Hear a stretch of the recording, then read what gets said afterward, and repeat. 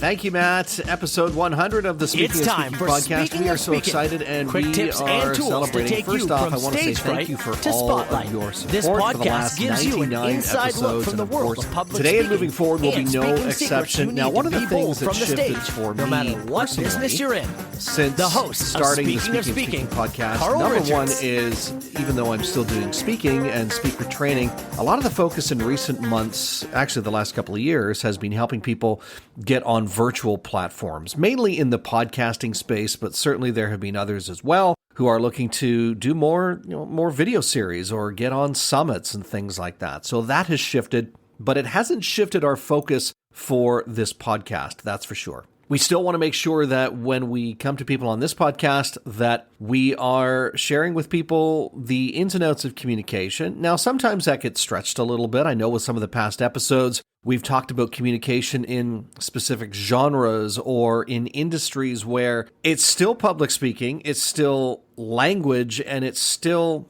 is how we're communicating our messaging. That's the key thing. So it's not just tips and tricks on how to be a better speaker. It's really the messaging as well and everything that goes into that. So thank you so much for being along for the journey. We really appreciate that. I did want to take this opportunity to mention as well that we will be starting another podcast very shortly, and it will be a podcast all about podcasting. So if you're ready to take your speaking to a podcasting platform, we'll start putting that information in the show notes, and you'll be able to check that out as well. We're aiming to launch, the recording of this podcast, by the way, is August of 2022. So we're looking to launch the new podcast in September of 2022. So in the next 5 or 6 weeks. So look forward to that. Lots of information still to come about that. On to today's episode. Now, this is a guy that we met up with last year, and we thought for our 100th episode, we'd do a check-in with him and see how things were going. This is actually an interview that we did in the Podcast Alliance Made Simple guest and host collaboration group. And let's take a listen and get the update from Amit Kukreja on Audia.io. I was going to do this talk myself because we had some discussion in this group in April. What's this Audia.io thing? And I thought, wait a minute. I know someone that knows firsthand, first foot, first everything about the platform.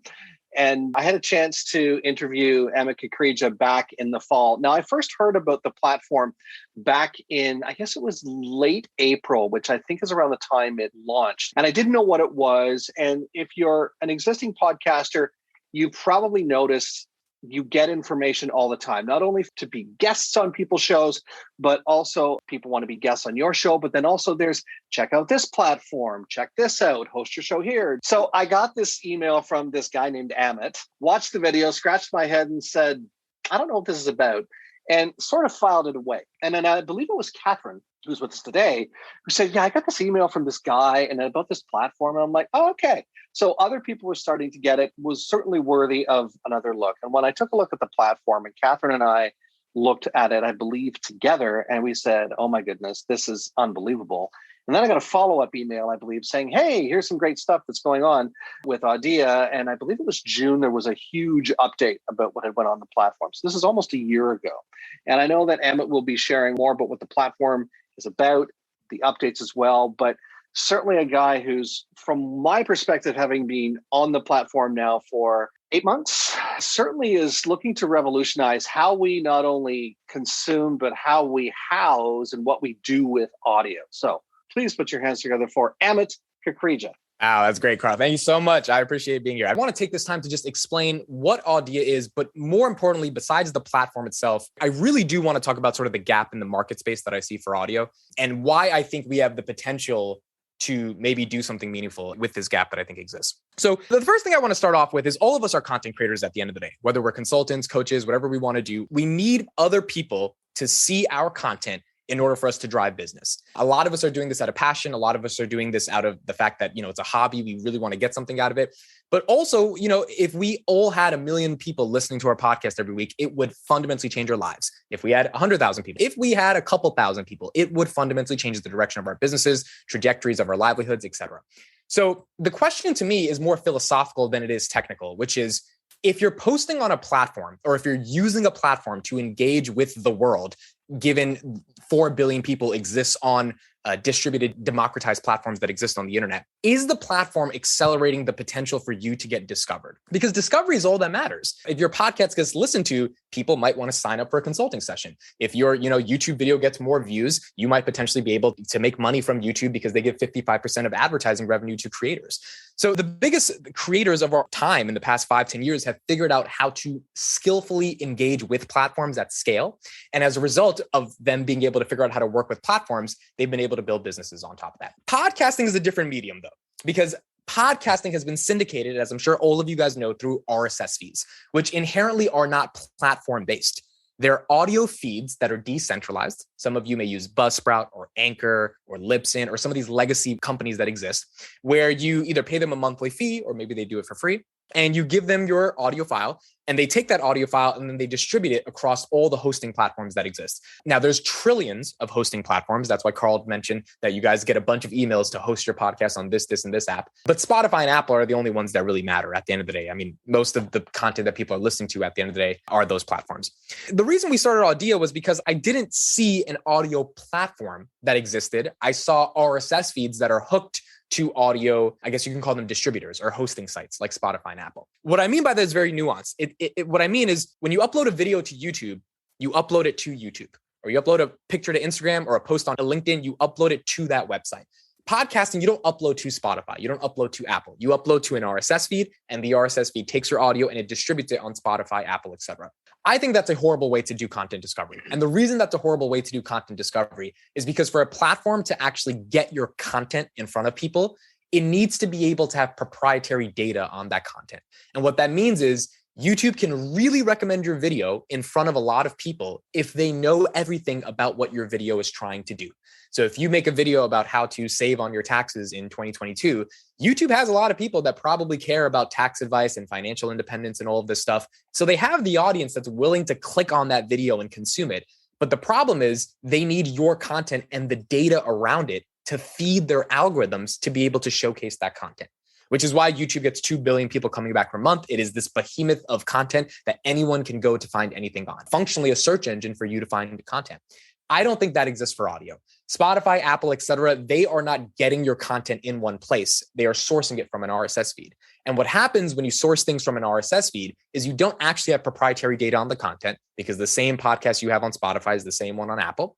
And secondarily, there isn't really a way to distribute it because the content that's being uploaded is not search friendly, meaning a tax accountant is not going to, upload 5 ways to save on your taxes in 2022 through an RSS feed. They're going to usually distribute a more longer form piece of audio content because that's the nature of how that audio content is distributed, which means the mechanism by which the platform actually puts in front of someone's face when they're scrolling in a home feed, 5 ways to save on your taxes in 2022, to get someone else across the world to actually click on that piece of content, I don't think exists on the current platforms of today. The second thing is that there's a really big issue in the current audio space because something like a Spotify, and again, I think they're an amazing company, but they spent $700 million on buying exclusive audio content. In fact, today I loaded up the Spotify app, and what I got was a new Batman DC podcast right on the home feed. I was just looking at it right now.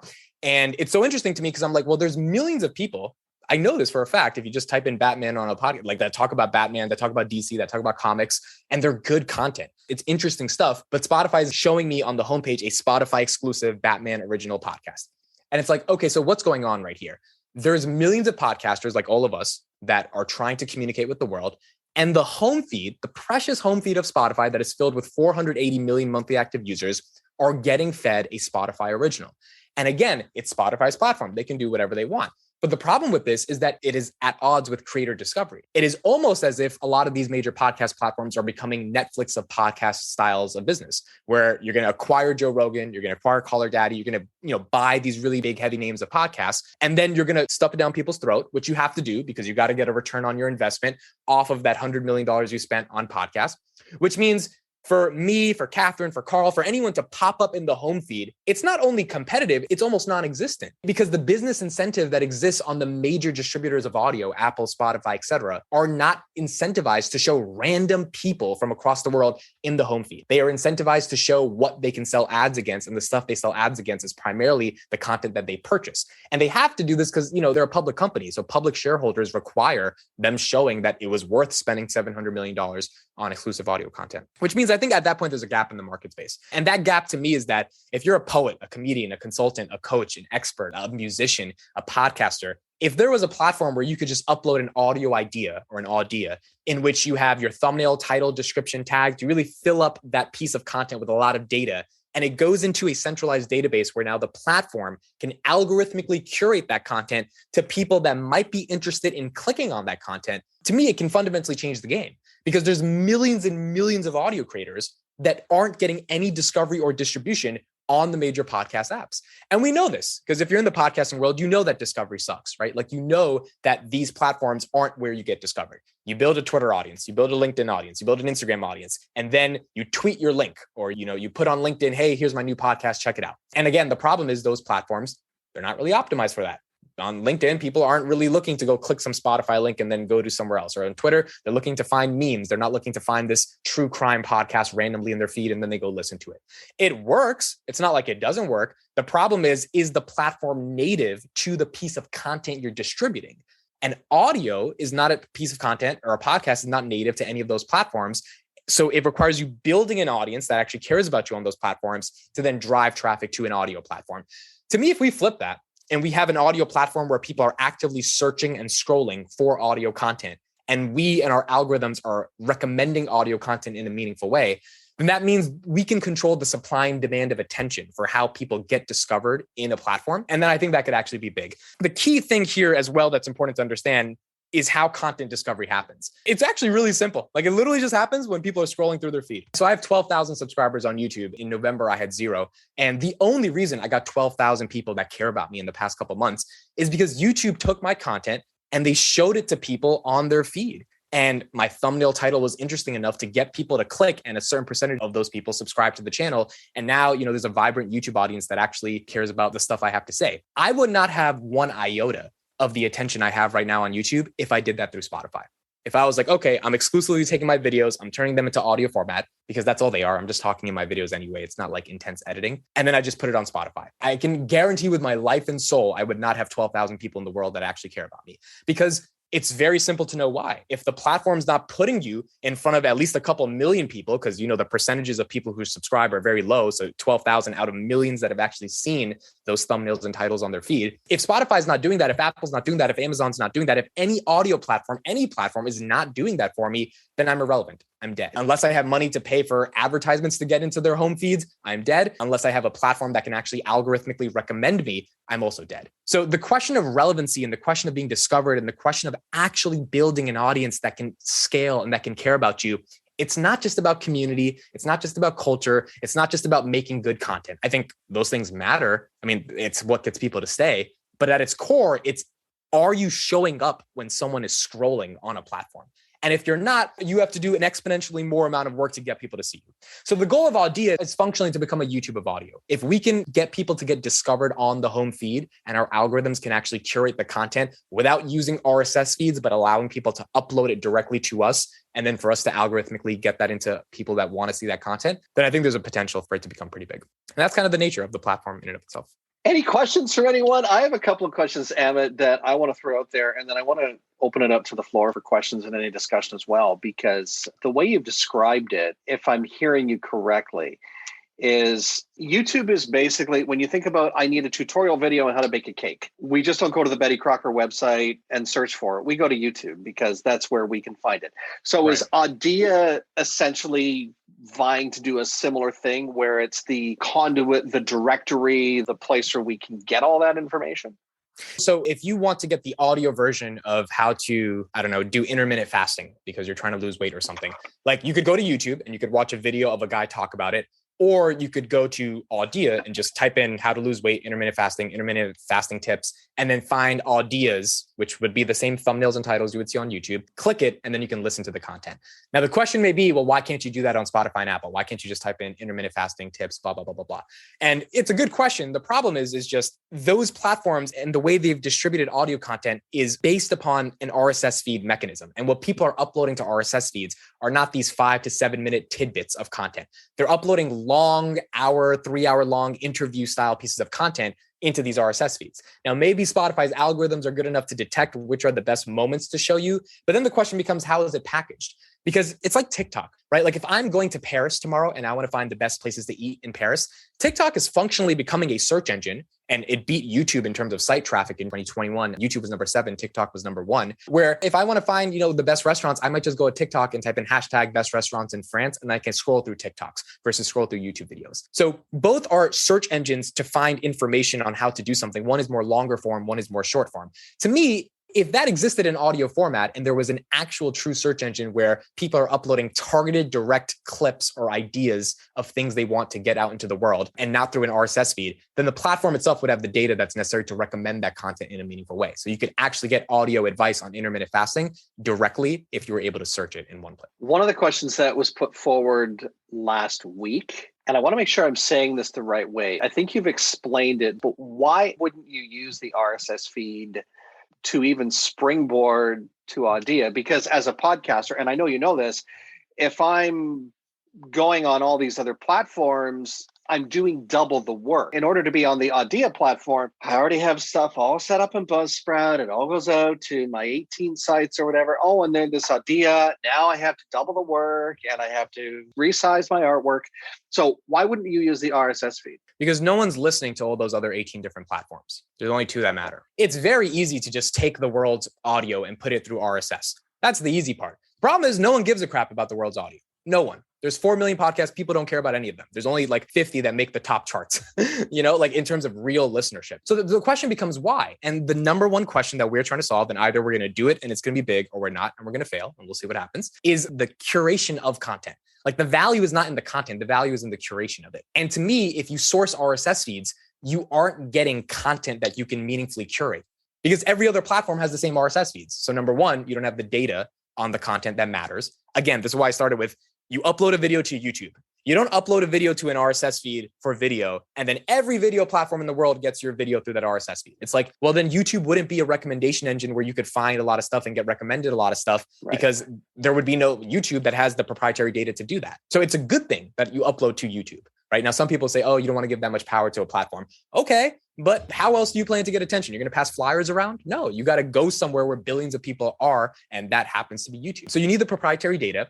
And number 2, the type of content people are uploading is super important. Like, I don't want Audia to be filled with these 5-hour, 3-hour, 45-minute pieces of content, because no one's listening to that stuff. Like, the first time you get discovered, you're not going to get someone to give you 45 minutes of your attention. So the reason TikTok works is because it's so short form that you can actually get people to follow someone new. The reason Twitter works is it's 140 characters. YouTube, it's a 5-minute video. But RSS feeds are filled with these crazy long pieces of audio that's never going to get a new person. Maybe they'll get your fans, but not a new person to actually care about you.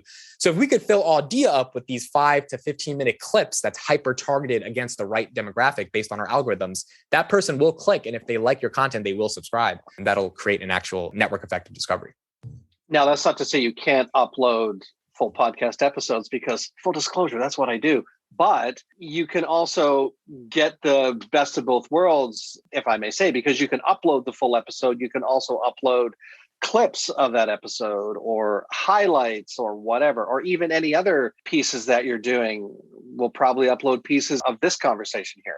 Or you can make sure you have the audio so you can do it. But that's the point. I mean, we can do that.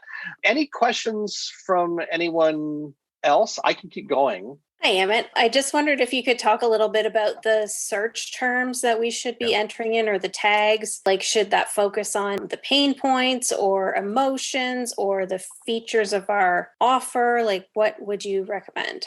Yeah, the biggest mistake I think some creators are making on Audia right now, and a lot of people are doing it well, but it's our job to communicate this because it's not a podcasting platform, is when you upload something to an RSS feed, you're like episode 15, Carl Richards interview. Because you're not even thinking of how the content is going to show up in someone's feed. All you're thinking is, it's just episode 15 I did with Carl, and I'm going to tweet the link out and hopefully people will listen to it. That's the biggest sin I think that exists in the audio industry, because no one cares about clicking on episode 15 with Carl Richards, no matter how much they love Carl, because millions of people in the world don't know Carl Richards, right? And they don't know why episode 15 matters more than episode 16 or episode 17. So it's like, it's not a title. It's just something you had to write in order to put the thing on the RSS feed. On Audia, the whole relationship is different, because if you did this, podcast with this public speaking expert who tells you how to get rid of your fear of public speaking so that one day you can change the world, that title, it's too long, but that title in a more sophisticated SEO friendly way matters. Because now let's call it public speaking expert teaches how to get rid of the fear of speaking. Maybe we can even make it shorter. Now, when someone types in fear on Audia, that's going to pop up. Why? Because the keyword fear is in that title. When they type in public speaking, that's going to pop up. If you type in the tags, how to get over public speaking fear, public speaking experts, public speaking consulting, public speakers near me, that stuff is going to get indexed in our database. When I mean indexed, I mean, you tell us what it's about. We actually try to take your information that you told us what it's about and then meaningfully recommend it. None of the audio platforms are doing that because the way audio content is distributed is just podcast number 15 episode with Carl Richards. So it's a good question because the focus on Audia for anyone who's uploading should be, how can I title this in a way that gets someone to click on it? And you'd be surprised how difficult of a task that is because we're all, weird human creatures. We're scrolling through a feed. We don't know what gets other people to click. It's why the media focuses so much on like politics because they know Joe Biden, Donald Trump, these are names people will click on because they're such big figures. So they use their names in the titles and they generate traffic from that. But for all of us that are just independent creators that are trying to build, a decent livelihood and somewhat of an audience, we've got to be able to figure out how do we get people to actually click on our content when it comes across in their feed, which means the title has to be friendly. The title has to be interesting. The title has to be intriguing so that it shows up in search and so that people actually click on it. Yeah, one of the things that a number of us here who are podcasters, but also people who aren't even on this call that have started doing and have started to have success over it is not just typing in, season 4, episode 13, such and such. It's more in depth because without the SEO, then it doesn't get any traction at all. So even with a headline, putting it through a headline analyzer, which I know Diana does, makes all the difference in the world. Yeah, it matters. And like the other thing is, a lot of people are like, okay, let me transcript my show so Google can find it. I'm like, look, there's millions and millions of things on Google and they have to sell ads, by the way, and the top search results. So the idea that you're doing a weight loss podcast, you type in weight loss and your podcast that relatively doesn't have that much of an audience because you've transcribed it now is going to show up on Google. It's laughable. Like it's likely not going to happen. So to me, like there has to be a platform where people are going to look for audio. And more importantly, the audio is being recommended in the feed. And that's where the title matters. That's where the descriptions matters. It's similar to Clubhouse. I know you guys probably know about Clubhouse, the live audio app. I don't use it that much anymore because I can't find meaningful audio content when I'm on it. But I try to scroll through it every day and I look at the title. That's the first thing that gets my attention. Like the title is the gateway for me to even figure out if I'm going to click on this room and consume this content. And it's in this feed that they've created of live audio. And they're trying to get you to find a title you care about within 5 seconds, click it, and then just listen. And I think if we could do that for audio content writ large, then that could actually lead to more discovery. I know you can't lay your entire hand on the table because you should have some secrets. But firstly, updates, exciting updates on top of that one. How's the platform doing? I think when I interviewed you, you were at 12,000 regular content creators on the platform. What's the overall update and what's the feel for the platform now? And where's it gazing into our crystal ball? Where can we see it, say, in the next few months? So when I talked to you around October, here are the stats because I remember this. We were at around, I think 800, 900 users. So we've doubled that. We're about 1,800 users now. We were at 6,000 ideas posted on the platform. Now we're at about 9,500. About 9,500 audios in total. And I believe we were at 7,000 searches and now we're at 12,400 searches. So modest growth, not amazing growth, not like exponential growth, which I understand because there's not a ton of traffic on the platform right now. We're trying to raise money to be able to figure that out. But I think what we've been able to do over the past 8 months is get people like yourself to at least try it out, upload it, give us that initial feedback. And I think as a startup, it's like the first year, you're just trying to see, does anyone even care about this? Like, are you building something, talking to a wall, or can you get some people around the world saying, hey, I could see the use of this and interact with it and I'll kind of work with it in the future. And then if you have a little bit of that, then you can go to investors and be like, hey, Carl likes it. Maybe you should invest in it because Carl likes it and try to raise some money from there. So I think there's been modest growth. It definitely is not at the level that we want it to be, but we can't really blame ourselves because we just don't have the money to be able to facilitate that right now. I think after we raise money, we're going to have, a lot more marketing to be able to build up the platform. So we will see in the next couple of months how it goes. Amit, thank you so much for joining us. Again, let's give a round of applause to our guest. And Amit, very insightful. I actually thought your numbers were higher. I've been saying they were higher. It's going to get there. We'll get there. Absolutely. It took me a while to bite the apple, but I see what you're trying to do. I feel it. And if YouTube is any example, and having worked in an audio platform, having worked in radio for years, you're right. There's no database. There's no storage for a lot of that stuff. Whereas YouTube, I mean, heck, if you're ambitious enough and you want to go back and search on YouTube, 1930, maybe not 30s, but 1950s television commercials, they pop up, right? So there's currently no conduit other than Audia for that type of information, unless you're going to specific websites like otrradio.com or something like that. So, but Amit, thank you so much for sharing. And as I said, stick around if you want to find out more, keep the discussion going. Thanks for listening to the Speaking of Speaking podcast. Fired up about something you heard today? Want to learn more? Be sure to visit carlspeaks.ca. And don't forget to follow Carl on Twitter @CarlRichard72 or join the Facebook group Speaking of Speaking.